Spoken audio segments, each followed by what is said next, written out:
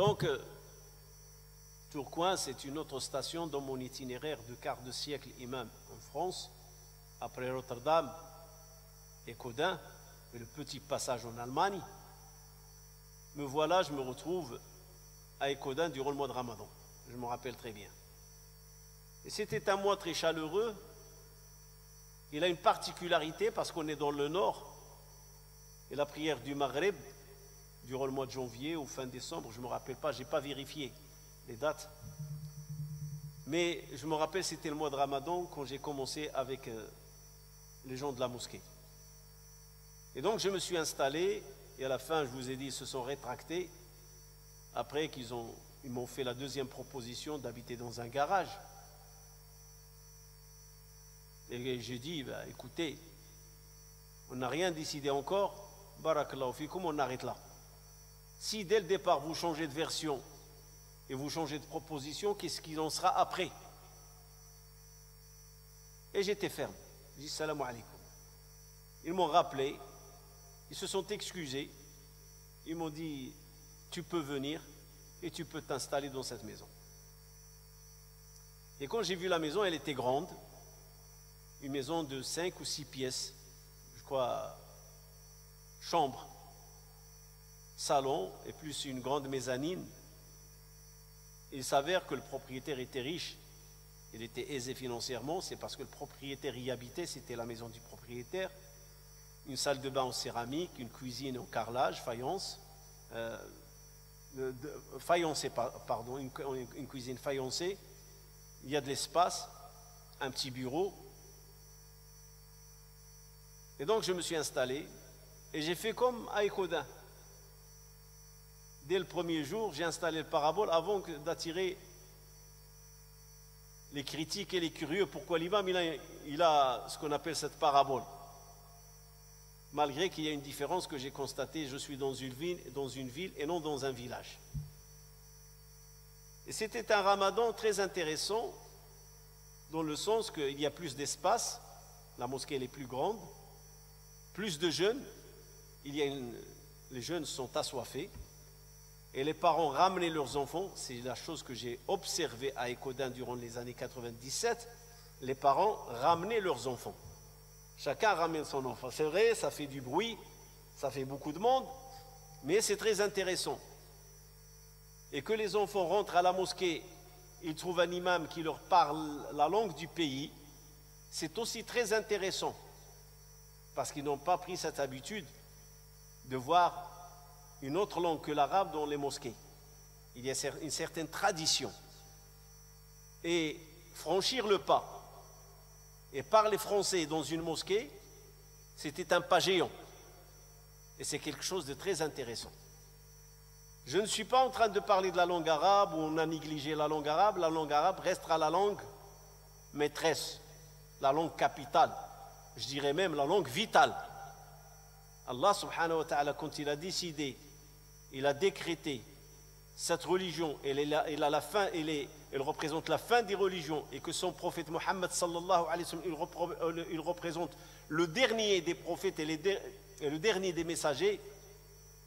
C'était la langue arabe qui a pris la relève de tous les messages de religion précédentes. C'est la langue arabe qui est en avant, et c'est son prophète qui est en avant, et c'est son livre, le Coran, qui est en arabe, qui est en avant. Ça, on n'en parle pas, c'est une chose claire. L'arabe restera, et on interpellera toujours les jeunes à apprendre l'arabe. Il faut apprendre la langue arabe. Et l'apprendre dans le cadre où pour se motiver à lire le Coran, à lire la Sunna, c'est une adoration en elle-même. Mais parler la langue du pays restera une chose indispensable. Tu dois transmettre un message.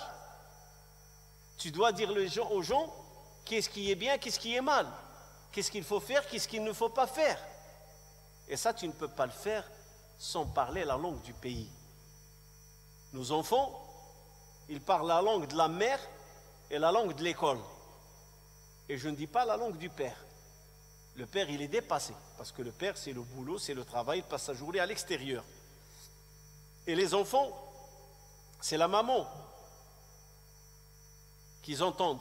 c'est vers la maman qui vient se plaindre, c'est vers la maman qui vient pleurer, c'est la maman qui leur chante, c'est la maman qui leur fait des câlins, c'est la maman qui les soigne. Et c'est la maman qui veille sur eux quand ils mangent, quand ils vont prendre la douche, quand ils vont dormir. Le rôle du père à l'intérieur du foyer, il est minime par rapport au rôle de la mère. Et donc en général, les enfants maîtrisent le langage de l'école et le langage principal dans la maison de la mère. Alors beaucoup de mères, comme je l'ai vu à Rotterdam qui parlent que Rifi, beaucoup de mères à Tourcoing et d'ailleurs aussi à Icodin, ce sont des mères qui parlent une langue parmi les langues de l'Atlas du Maroc. En l'occurrence ici, dans la mosquée Tourcoing, il faut remarquer qu'il y a deux communautés qui composaient la mosquée. Il y avait, on parle au niveau national, il y a des Marocains et des Algériens et des Tunisiens. Les Tunisiens, ils étaient peu. Il y avait beaucoup d'Algériens et en grande partie des Algériens, c'était des Chaouis, de l'Est. Et en grande partie des Marocains, ce sont deux régions du Maroc. La région d'Ouarzazate, du sud du Maroc, ce qu'on appelle Ouarzazate, Tinghir, Aït Issa Ibrahim, c'était le sud. Et la région du nord du Maroc, les gens de Nador, beaucoup des gens de Nador et de Husseima, Bni Ammart, en l'occurrence. Il y avait beaucoup de gens de Husseima et de Bni Ammart. Tourcoing, c'est une ville d'immigrants. Il y avait beaucoup d'usines de textiles. Et quand je suis arrivé en 97, la grande partie de ces usines, ils ont fermé. Tourcoing et Roubaix, ils étaient connus pour les usines de textiles. Et dans les années 97, la majorité des gens, ils étaient en pré-retraite ou chômage. Il y avait aussi l'usine de peau douce. Les Pampers, les serviettes hygiéniques, les papiers toilettes. Et beaucoup de gens aussi, cette usine, elle a fermé et beaucoup de gens sont partis à la retraite.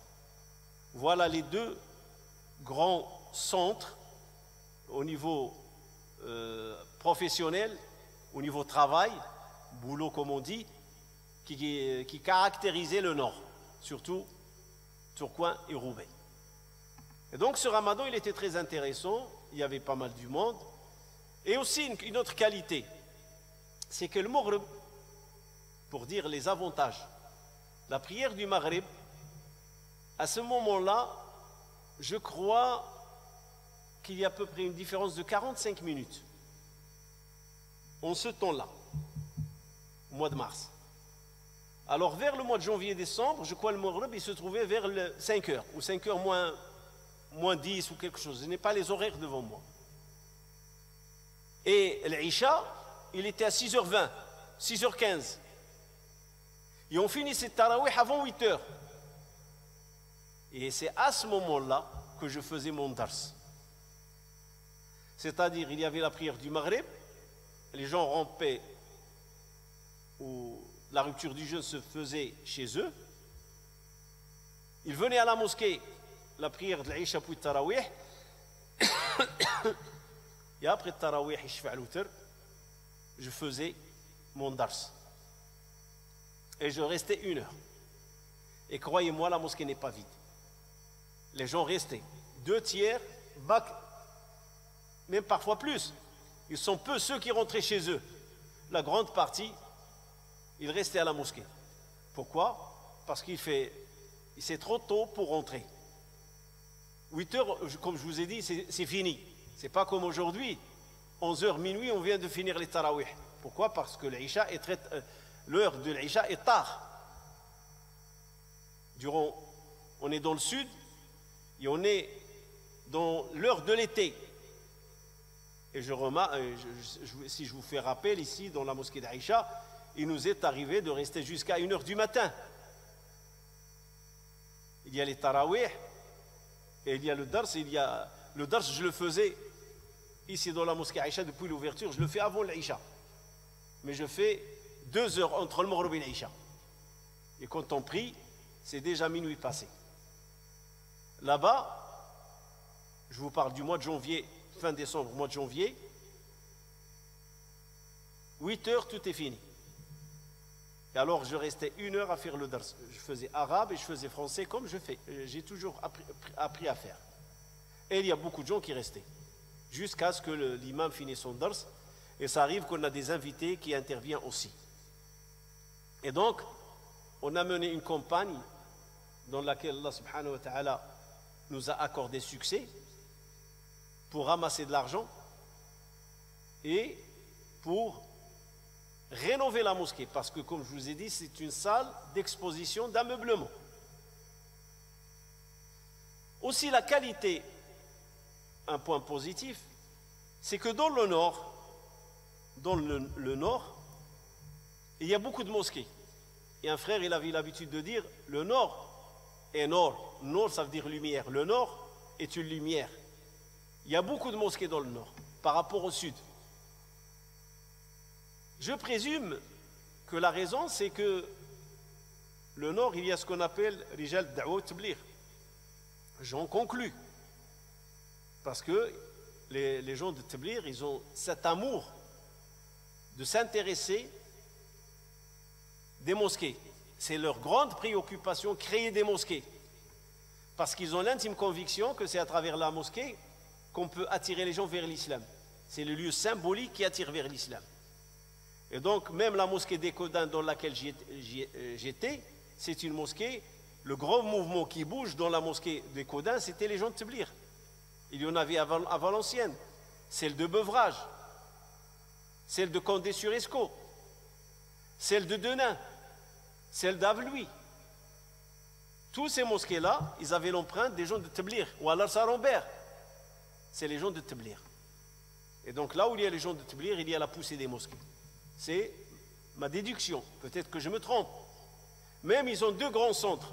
La mosquée de Maubeuge, dont le grand responsable à l'époque des Jamaat Tabligh, Allah yarhamou, Cheikh Farghab, il est mort l'année dernière. Et il y avait aussi la mosquée de Dunkerque, Cheikh Sihmed. La mosquée de Dunkerque, c'est la Grande Sainte plutôt. La mosquée de la Grande Sainte. C'est une mosquée aussi Tabligh. Et donc c'est possible. Ajoute à cela, il y a le frère Omar Asfar que j'ai cité hier, qui était très animé, très actif dans le sud. Mais je présume que la grande partie des mosquées à l'époque, des années 97, c'était les gens de Tabligh. Donc ça, c'est une qualité. Beaucoup de mosquées, beaucoup d'activités, beaucoup de mouvements. Ça bouge. Au niveau de la da'wa. Et ce n'est pas le lieu pour dire les gens de Tabligh, ils ont raison, ils ont tort. C'est un débat stérile et c'est un faux problème. Il ne doit même pas être exposé ni traité. C'est des musulmans, ils font de leur meilleur et ils font de leur comme ils peuvent. Et selon les moyens qu'ils ont et selon les convictions qu'ils ont eues. L'essentiel, ils ont ce courage d'aller interpeller des gens et les ramener à la mosquée. C'est déjà bien. Et ce n'est pas facile à faire. Une fois, j'ai parlé avec un des opportunistes que quand les frères de Tabligh ramenaient quelqu'un à la mosquée, lui, il va leur dire, faites attention, ce sont des égarés. Et je dis, pourquoi tu ne leur dis pas que ce sont des égarés avant qu'ils rentrent à la mosquée? Pourquoi tu attends que ces frères-là les ramènent ici, ils leur apprennent la prière, ils leur apprennent la qibla, c'est quoi l'islam? Et une fois ils ont connu le lieu, tu leur dis, faites attention, ces gens-là sont égarés. Si tu es vraiment compétent, sors dans la rue. Et fais ton message et dis-leur, les Tabligh, c'est des égarés. Fais-le.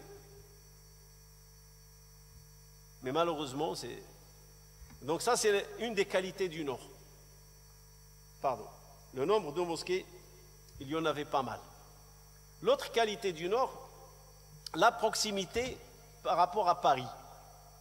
C'est-à-dire, il y a un grand événement annuel qui se passe à Paris pour les musulmans. C'était le Bourget.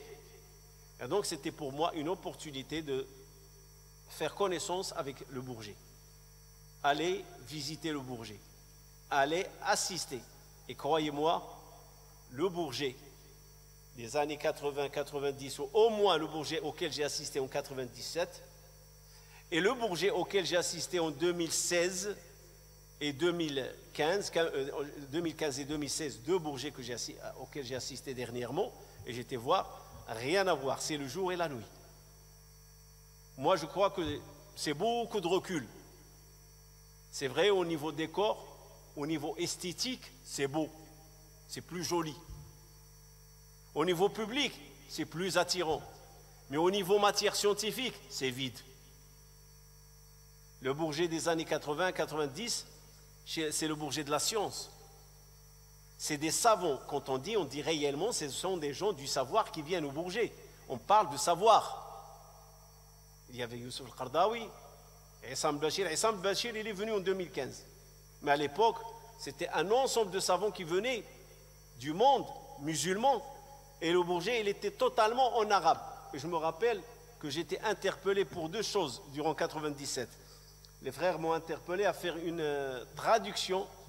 J'ai oublié le nom du savant qui a fait une conférence sur l'histoire de la France avec l'islam. L'histoire de la France et l'islam. Et c'est moi qui ai fait la traduction derrière. J'avais les écouteurs et j'essayais de traduire plus ou moins. Et ce n'était pas facile. C'est une expérience. Et aussi une interpellation à guider une des prières. Je ne sais pas si le Maghrib ou l'Isha, je ne me rappelle pas. Ce sont deux événements avec lesquels j'ai eu l'opportunité de participer et laisser mes empreintes. Mais je vous le dis et je vous le répète, le Bourget de l'époque, ce n'est pas le Bourget d'aujourd'hui. Aujourd'hui, c'est plus une foire commerciale qu'une foire religieuse, une foire de da'wah. Autrefois, il y avait le commercial, les livres, il y avait, mais il n'y avait pas autant de stands et de produits. Aujourd'hui, c'est devenu une foire qui attire la communauté musulmane de la région parisienne. Vraiment, c'est un échange culturel, mais non un échange scientifique. Et à l'époque, le français était quasiment absent. Et ça, c'est très important. Et pourtant, il y avait de l'assistance. Il y avait de l'auditoire. Parce que là, c'est la première génération qui venait. Et cette génération aujourd'hui, qui sont les enfants qui parlent français, les enfants de la France, les enfants qui ont la nationalité française, 3e, 4e génération, ils étaient des petits. Et donc, c'est tout à fait logique. La grande partie de l'auditoire qui venait assister aux conférences, ce sont des gens qui maîtrisaient l'arabe. C'est de mon âge. Maintenant, moi, je fais 60 ans. Il y en a qui ils étaient plus âgés que moi. Ceux qui sont venus ouvriers durant les années 60-70. Ils faisaient à l'époque 50, ils avaient 50 ans, 60 ans. Peut-être aujourd'hui, c'est des vieux. Donc, l'absence de la langue française n'a pas impacté la qualité du discours. Parce que la grande partie, elle maîtrisait l'arabe. C'est avec l'arrivée de la jeunesse que le Bourget va commencer à changer. Et le français commence à s'imposer. Et il est devenu une obligation. Ça, c'est la deuxième qualité. Donc, il y a la qualité, le nombre des mosquées, et il y a la qualité, on n'était pas loin de la proximité de la grande ville de la France, c'est celle qui était, celle Paris. Et aussi, le Bourget, il y avait une charge scientifique. C'était des savants de poids lourd. Je n'ai pas de nom qui est maintenant dans ma mémoire, mais croyez-moi, beaucoup d'entre eux sont morts. C'est des grands savants qui venaient. C'est vraiment des savants. On parle de alim. On ne parle pas que de da'iya. On parle de savants. Des savants de l'Azhar, des savants des pays du Golfe, des savants d'Égypte. Il y en a même des Syriens. Aujourd'hui, le peu que je connais, c'est Naboulsi, Abdel Kafi, ou Omar Abdel Kafi. Peu, 2 ou 3. Mais c'est grand. Abdullah Ben Biya, avant qu'il va de l'autre côté, et aussi il venait. L'essentiel. Revenons à Tourcoing. Il y a une chose à savoir. La mosquée de Tourcoing, elle se trouve dans un quartier qui s'appelle les Alsaciens. Et ce quartier même, il y en a qui l'appelaient Chicago. Il est connu par les dealers. Et la mosquée, c'est un lieu que les musulmans vont acheter. Il est grand, comme je vous ai dit.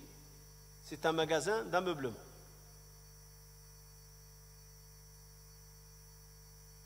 La chose que personnellement je n'admets pas, et je n'accepte pas, et je dis il y a un problème. L'existence d'une mosquée dans un milieu, elle doit émaner, elle doit illuminer, elle doit rayonner. Ça, c'est le rôle de la mosquée.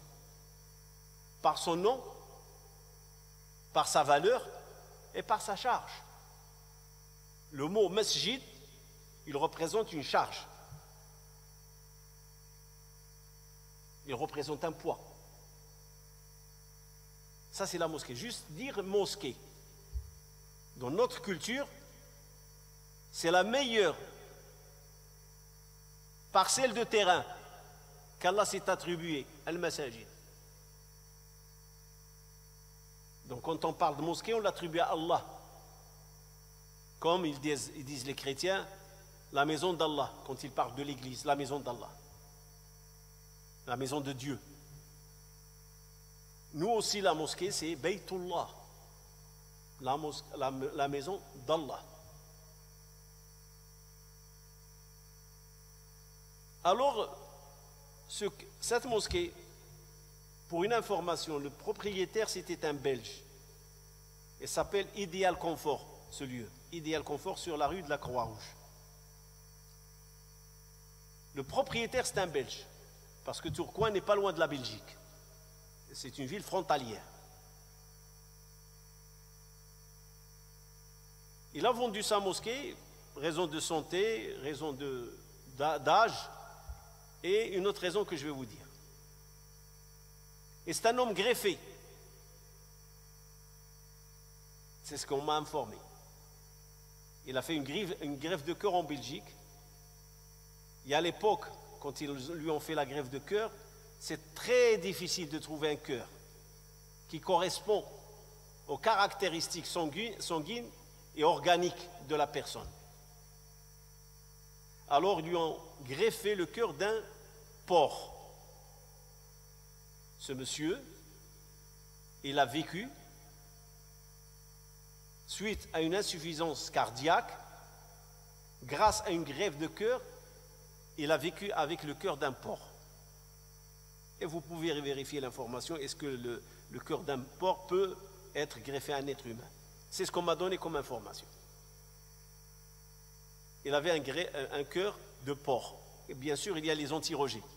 Les gens qui ont fait une greffe, ils prennent des anti-rejets pour que le cerveau ne rejette pas l'organe intrus. Ça, c'est une. Deux, l'Alsacienne, je vous ai dit qu'on l'appelait Chicago. Pourquoi? Parce qu'il y a des dealers de drogue. Et j'ai connu un de ces dealers qui a fait son repentir et qui a pris la droiture. C'est lui qui me raconte.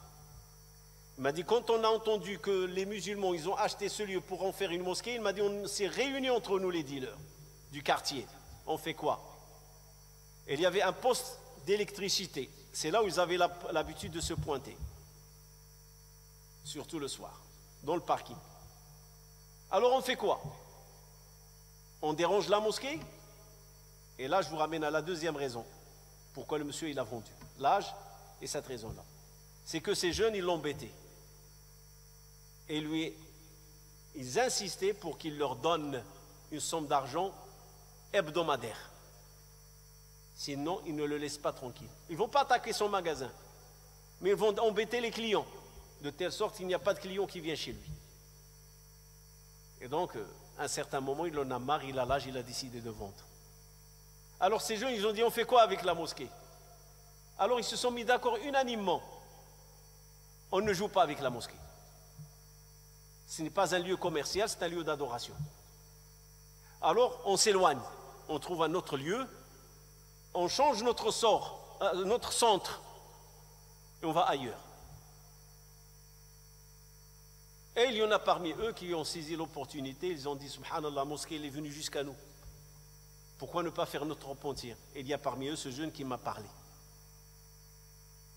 Et on était d'accord que si on reste dans le coin, c'est la perdition. On ne peut pas mosquée et dealer. Ça ne marche pas. Le dealer, il a besoin d'un coin sombre, d'un coin où il n'y a pas de lumière. La mosquée, c'est une lumière. Alors, il y en a qui ont décidé de s'éloigner. Il m'a dit, moi, j'ai décidé de faire mon repentir. Alhamdulillah. Son repentir a réussi. Ce frère, il a fait son repentir, il était dans la droiture, il a regretté tout son passé, parce que dans la mosquée, on lui apprend c'est ce qu'on dit, même dans le langage civil, ou le code civil, Comment être un bon citoyen? La religion joue le rôle. Comment être quelqu'un de droit, comment ne pas faire le mal, comment respecter le voisinage, comment respecter les parents. La mosquée, comme elle te dit, elle t'enseigne, c'est quoi ta mission, c'est quoi Allah, c'est quoi l'islam, qu'est-ce qu'il attend l'islam de toi, pourquoi Allah t'a créé, en même temps qu'elle t'apprenne la bonne éthique, comment se comporter avec son voisinage, que ce voisinage soit musulman ou non musulman, comment être à la hauteur de cette religion et comment être vraiment un ambassadeur de l'islam. Et ça impacte les personnes. Beaucoup de jeunes ne connaissent pas la religion musulmane. Ils ne savent rien de l'islam, à part ce que racontent les médias. Et la réalité et les finalités de la religion musulmane, ils ne les ont pas entendues. Ils n'ont pas eu l'opportunité d'assister, d'écouter des discours et de savoir c'est quoi la religion musulmane. Alors ce jeune, il a fait son repentir. Ce qui me ramène de parler à la fin du Ramadan, une fois le Ramadan passé, un matin, un des responsables de l'association, il m'interpelle. Il me dit, est-ce que tu peux venir? Je suis descendu, parce que j'habitais juste au-dessus. Je dis, khair, Inch'Allah. Il m'a dit, voilà, il y avait, je crois, 3 policiers avec leur tenue. Il m'a dit, ils se sont venus pour nous féliciter, et on a échangé. Nous féliciter de quoi? Nous féliciter de la présence d'un mosquée et son impact sur la jeunesse du quartier. Et ça, c'est le témoignage des policiers municipaux. Ce n'étaient pas des policiers nationaux, c'était des policiers municipaux. Ils ont dit, la mosquée, elle a fait un travail excellent par rapport à ces jeunes qui étaient des délinquants et des dealers, et ils n'avaient rien à faire que faire le mal. La délinquance, c'est un mal. Et je me rappelle parmi les paroles qu'il m'a dit le frère, qui a interpellé ces dealers, c'est le terme masjid, mosquée. On ne va pas jouer avec une mosquée. Il m'a dit juste le nom mosquée, ça nous faisait frissonner. Une mosquée qui va venir s'installer. Je vous parle des années 97. Peut-être aujourd'hui, avec tout la désinformation médiatique sur l'islam, que peut-être la mosquée elle a perdu sa lumière au niveau médiatique. Mais la mosquée ne perdra jamais sa lumière au niveau réalité et au niveau terrain. Peut-être médiatiquement, les mosquées aujourd'hui, point d'interrogation. Mais réellement sur le terrain, la lumière de la mosquée l'emportera. Parce que c'est le lieu qu'Allah s'est attribué. Allah subhanahu wa ta'ala nur samawati wal ard. Et donc, c'est la chose que moi je n'accepte pas. Si je suis dans un quartier et on me dit qu'il y a une mosquée, et on me dit qu'il y a des dealers, et on me dit qu'il y a de la délinquance, je ne peux pas admettre. Comment ça se fait? Soit que ce lieu qu'on a appelé mosquée, ce n'est pas une mosquée, ou soit c'est un lieu qui est une mosquée, mais il ne fait pas son rôle, il ne joue pas son rôle. Parce que la mosquée, c'est paisible. C'est la tranquillité, c'est la paix, c'est la sérénité, c'est l'équité. Et trouver sa valeur humaine, c'est dans la mosquée qu'on la trouve. Et je ne veux pas en faire un discours sur la mosquée, sa qualité et ses vertus, mais ce sont mes convictions. Toute mosquée doit rayonner sur son environnement. Et s'il n'arrive pas à le faire, il faut revoir le message de la mosquée. Il faut revoir le rôle de ceux qui gèrent la mosquée et l'imam qui est dans la mosquée. Tout ça, c'est à revoir. Comment tu peux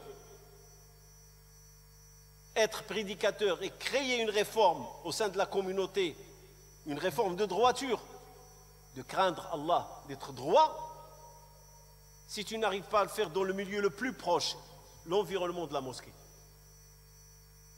Impossible qu'on serait capable de le faire plus loin si on n'est pas capable de le faire plus proche. Impossible. C'est ma conception et c'est ma vision. Subhana rabbika rabbil izzati amma yasifun.